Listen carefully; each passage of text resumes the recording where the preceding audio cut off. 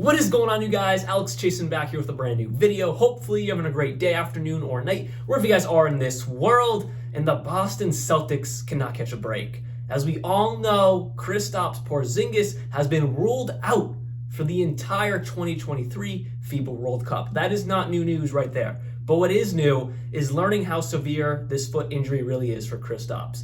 But before I dive into the video, as you can see, I'm in a new setting.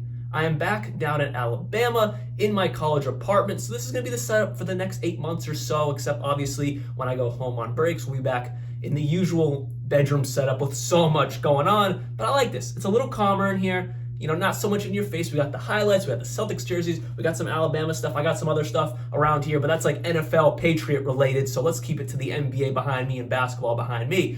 Let's get it right into the video. Kristaps is suffering from plantar fasciitis. That is a very common occurrence for many people across the world, but it's concerning when you play for the Boston Celtics or any NBA team for that matter. That's the concerning part, because a quote from Kristaps himself saying, "I have an idea where the injury occurred, but it's an injury that develops during a career and then jumps out onto the field. During the training process, it started to hurt," he said. Porzingis revealed that the foot doesn't hurt in day-to-day activities. He can walk pain-free. That's nice, but can you run on the basketball court, bud?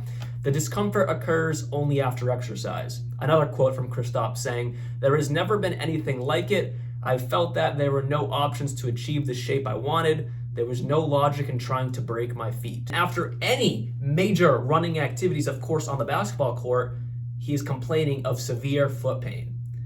That is all the alarms, red alerts going as a Boston Celtics fan or just an NBA fan in general looking at the Boston Celtics from an outsider's view. That is concerning. You traded Marcus Smart, obviously, absolutely on paper, winning the trade for Kristaps Porziņģis. You got Kristaps Porziņģis and picks back, just having to give up Marcus Smart. Now, don't get me wrong. Marcus Smart was a huge piece to everything that went through the Boston Celtics. The heart, the grit, everything was Marcus Smart. But on paper, this trade was an absolute W for the Memphis Grizzlies, of course, getting that grit and grind guy to Memphis with Marcus Smart. But then for the Boston Celtics, getting that third star, true star that the Celtics may have been lacking. And we shall see how it really works out with Kristaps. But my concern is of course his health. Can Kristaps Porziņģis be healthy? This is not a new concern for anyone. That's been kind of his entire career ever since he tore his ACL in New York. But with that said, the upside is absolutely amazing. You have two premier paint defenders, Robert Williams and then Kristaps Porziņģis right next to him. Who is scoring on that in the interior? Nobody. That is absolutely locked down. You still got Al Horford, Jason Tatum, Jaylen Brown, Malcolm Brogdon, Derek White, still some solid depth pieces after that. But this lineup is going to be absolutely phenomenal if Kristaps Porziņģis is healthy. Of course, you got Jaylen Brown and Jason Tatum. At the end of the day, this team is going to be scary regardless if Kristaps Porziņģis is on the court or not. But they added Kristaps for a reason, and they traded Marcus Smart for a reason. That is to take this roster to another level and finally achieve Banner 18 in Boston. So with that said, if Kristaps Porziņģis is suffering from aches and pains in his feet, that's an issue. You don't need to be a rocket scientist to figure that out. Kristaps Porziņģis is here in Boston for a specific reason. Get Banner 18 and be one of the leading roles behind Brown and Tatum to achieve that. This is someone who can absolutely take this team to a whole other stratosphere. He can space the floor. Robert Williams can't do that. He can defend at a premier level just like Robert Williams. Imagine that. Hopefully we're going to see it a lot this season in Boston. That's phenomenal, and the Celtics absolutely made the right trade, but the downside is just what I just said.